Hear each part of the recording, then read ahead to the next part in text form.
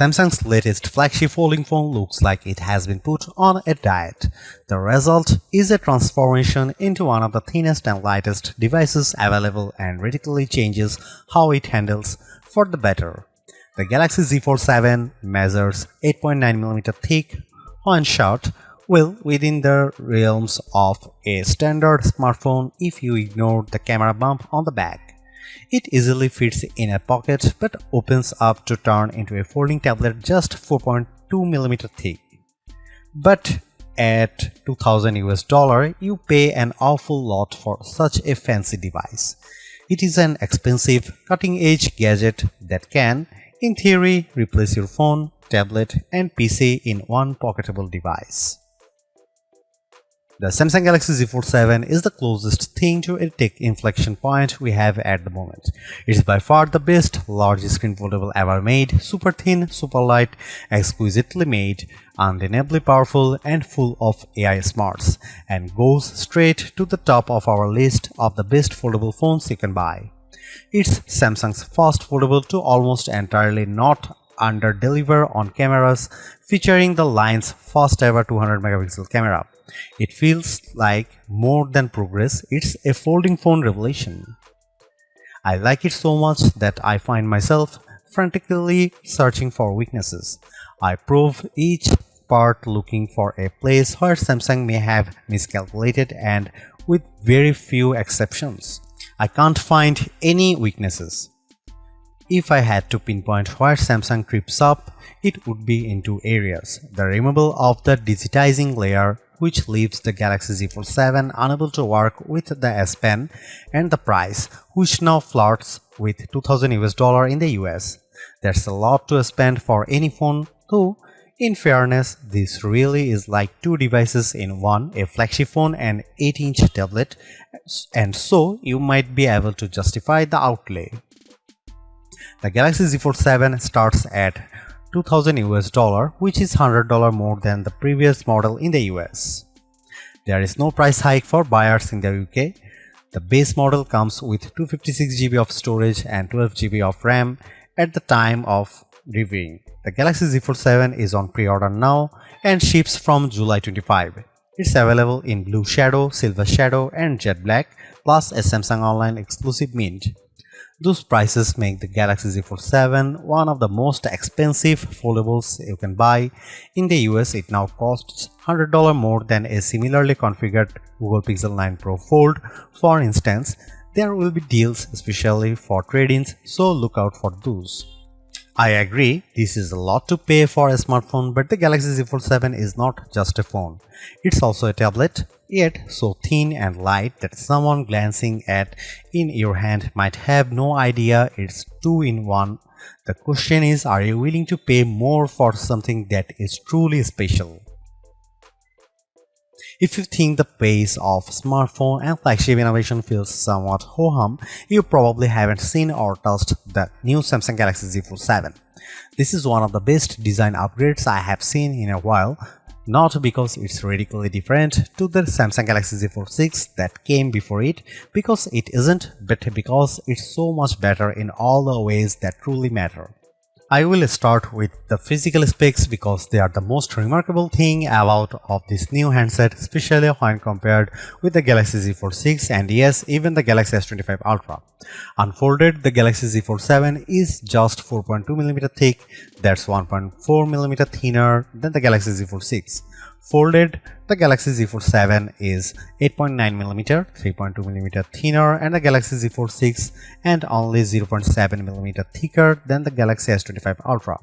Think about that, this foldable, which when folded is hiding a gorgeous 8-inch display, is almost imperceptibly thicker than a single screen flagship device. Even the weight is impressive. Between versions, Samsung shed a whopping 24 grams and the Fold 7 is even 3 grams lighter than the Galaxy S25 Ultra. Yup, 2 screens and it's still lighter than the flagship. Perhaps that shouldn't be so surprising. When I hold the Galaxy Z Fold 7 up to the Galaxy S25 Ultra, the foldable is smaller than the Ultra, which is 162.8mm by 77.6mm, while the Galaxy Z Fold 7 when folded is 158.4mm by 72.8mm. Carrying the Galaxy Z Fold 7 is now like a holding secret. At a glance, it looks like a standard 6.5-inch smartphone. It's not until you take a closer look that you notice the seam down one edge and the hinge on the opposite side. Size and weight aside, the phone feels good in my hand because of the excellent materials. Its armor aluminum frame is covered front and back with Corning Gorilla Glass Ceramic 2. A substantial pill-shaped 3-camera array sticks out of the back. Whenever I put the phone down camera side first, it tips at an awkward angle. I guess that's the price I have to pay for a better imaging system. On the top edges, when you are holding the phone, are a pair of microphone holes, a vent, and a SIM slot. The bottom edges feature more microphone holes, a speaker slot, and the USB-C data and charging port. The tolerances here are quite something. The USB port appears to just barely fit in the space. The only buttons are the long volume rocker and the power or fingerprint reader and Gemini button. Samsung has re-engineered the hinge and it's noticeable. The phone is firmly closed when folded and has considerable but not overly resistant tension as you open it, and it snaps into position as a fully flat 8-inch tablet. Unfolding the phone, you are greeted with a flexible display surrounded by a roughly 2mm forgiving raised border that keeps the Fold 7 from making a metallic snapping sound when you close it. There is still a crease, but it's far less pronounced than what you see on the Galaxy Z Fold 6. That's due in part of the new teardrop-shaped screen fold hidden in the redesigned hinge, meaning the thin, flexible screen curves into a perhaps more forgiving teardrop shape when the phone is folded. This is likely what accounts for how it can more easily unfold to a nearly perfectly flat phone. I can only see whatever minimal crease remains at certain odd angles, and more so when the screen is off. To the touch, it's barely perceptible. The Samsung Galaxy Z Fold 7 is IP48 rated, which means it can handle a sustained dunk in fresh water, but I would keep it away from dust and sand. I ran my device under a tap with no ill effects. A wider and taller Z Fold means not one but two bigger screens. The cover display is now a 6.5-inch 21:9 display that is finally indistinguishable from a standard flagship phone display. Where the Galaxy Z Fold 6 has a 968 by 2376 resolution, the Z Fold 7 cover screen is an expansive 2520 by 1080 422 ppi 1 to 120 Hz AMOLED 2x screen. It has a punch hole for the 10 megapixel selfie camera, but it does not feature an under the screen fingerprint reader that's integrated with the power button. It's a lovely, bright screen that's now wide enough to more easily accommodate a more usable virtual keyboard and fully serviceable when you don't want to unfold and use the main display. Like the cover display, the main display is larger this year. It's now an 8-inch display from the Galaxy Z Fold 6's 7.6 inches. It's also got more pixels, jumping from 2160 by 1856 to 2184 by 1968. It's still QXGA Plus and supports the dynamic 1 to 120 Hz refresh rate. While the display size now matches Apple's iPad mini, the 6th generation's mini's 8-inch screen has an aspect ratio of 3:2, while the Galaxy Z Fold 7 is now 5:6. This makes the Fold 7 more of a square as compared to the iPad's slightly rectangular display. In practice, this means that on the Z Fold 7, some videos and games may have larger black borders at the top and bottom. It doesn't bother me, but you might want to see what Netflix looks like on the phone before placing your order. The main screen is big, bright and responsive. It was useful in bright sunlight and all motion looked fluid and smooth. I left it on the default setting, which lets the system adjust the refresh rate on the fly up to 120 Hz and down to 1 Hz, which is not as energy efficient as locking in at 60 Hz. Both screens are rated for a max brightness of 2500 nits. In our testing with the HDR enabled, we got up to 2245 nits on the main screen and 2016 nits on the cover screen. Those are admirable numbers and mean you shouldn't have any trouble viewing these displays in direct sunlight. To achieve the 4.2mm thickness, Samsung made some changes to the panel configuration, most notably dropping the digitizing layer that in the Galaxy Z Fold 6 offered support for specially tipped S Pens. I was initially pretty upset about this, but I did find that I could still draw with my finger. It's not as precise, but it's not terrible, and I can still use my finger to mark up images for generative editing and sketch to image. My doodles for the latter are not as good as those drawn with the S Pen, but the screen had no trouble interpreting my rough sketch and transforming it into a very realistic mouse. I can report though that while the S Pen or any digitizing stylus will not work, a classic dump capacitive complement stylus, one you can buy for $6 on Amazon, does work with the display. It won't record pressure or angle, but it makes it a lot easier to draw. The other thing you might notice on the new Galaxy Z Fold 7 display is the noticeably larger camera punch hole. It's not only bigger in order to accommodate a better 10-megapixel camera. It was just 4 megapixel on the Fold 6. The hole is also no longer covered with pixels, so it remains visible at all times. It's positioned a tiny bit more centrally along the top edge than the punch hole on the Google Pixel 9 Pro Fold's flexible display, on which the equally large hole is positioned towards the far right corner and is maybe a bit more out of sight. These things aside, I love this big multitasking screen, which has room for a couple of apps or large screen views of favorite apps like weather or maps. It's also a nice canvas for Gemini Live, which makes the most of the larger space. I also enjoyed drawing on it, streaming shows on Netflix and playing action games. The benefit of a flexible screen is that the Galaxy Z Fold 7 doesn't have to be only flat or folded, it can also be L-shaped, which I found useful when I was checking over an interview transcription which I recorded and used AI to transcribe on the fold. A 90-degree fold also proved useful for watching videos on one half of the screen, while the rest of the fold served as a steady base. There was nothing much wrong with the Samsung Galaxy Z Fold 6's camera array. It has a nice 50-megapixel lens, a 10-megapixel and a 3x optical zoom, 10-megapixel, but I was very aware that this was a flagship class phone with a flagship level price, and it bothered me that the best camera array was reserved for Samsung's Ultra line. That is no longer the case. The Samsung Galaxy Z Fold 7 has a new camera system with two notable upgrades and one disappointment. Here's the full camera system: 200 megapixel wide camera, 12 megapixel ultra wide, 10 megapixel 3x telephoto, 10 megapixel cover screen, 10 megapixel main screen.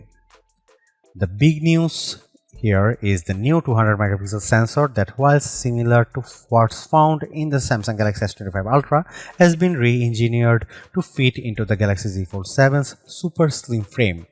Like most high megapixel smartphone cameras, this one defaults to a 12 megapixel shot, combining the information from multiple pixels for better clarity, contrast and colors. It does a nice job, but there is a very good reason to shoot at the full 200 megapixel. Doing so lets you crop into almost any picture detail without losing clarity. Here you can see some camera samples of the Samsung Galaxy Z Fold 7.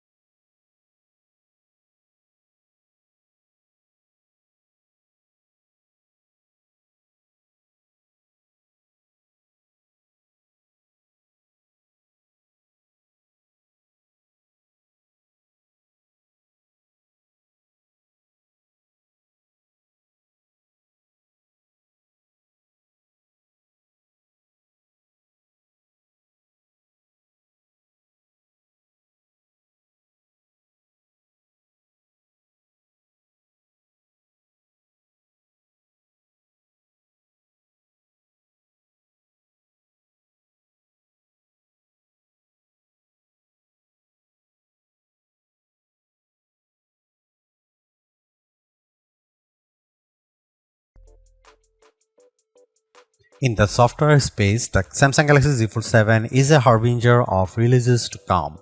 It's the first flagship to release with Android 16, well ahead of the next big Pixel launches, including we expect the Pixel 10 Pro Fold on August 20, and it also has the latest Samsung software in the form of the One UI 8. That former landmark is by Google design, with the tech giant rearranging its development flow to ensure that its big partners have these new releases in time for their latest flagship phones. As for the latter, Samsung just seems to be getting faster and more efficient at updating and improving its own Android overlay. Both platforms are also infused with AI in the form of Samsung's Galaxy AI and Google's Gemini, though where one ends and the other begins may not always be obvious. Broadly, Android is now as polished and useful as Apple's iOS. It has many of the same features, including live updates in widgets, quick share, and endless customizations. It's also a fantastic partner for the Fold because the platform is optimized for the larger 8-inch screen, so things like mail, weather, and maps all appear built for the flexible display. Even Google Gemini Live is right at home on the Galaxy Z Fold 7's main display. One UI 8 brings things like the Now bar and Now brief, a compendium of all the things you need to know at any point in the day. It's well designed, accessible, and relatively useful. I check it because the Now bar is always greeting me on my lock screen with a good morning, good afternoon, or good evening, and it almost seems rude not to acknowledge it by digging into the details of my brief. When I tap to open it, I see a weather forecast, a calendar of events, news of interest, and music. I can choose to add more elements from my phone, which I assume might make the brief more useful. There is, of course, a lot of AI on this phone. Google handles the circle to search and Gemini site, and the rest of the AI found on the phone is Samsung Galaxy AI. At any point, I can long press the home screen button to launch a circle to search task. After the press, I use my finger to circle something on the screen that Google search can look at and offer results related to. Gemini is summoned by a long press of the power button. It has all the strength of Gemini 2.5 Flash on the web and also Gemini Live.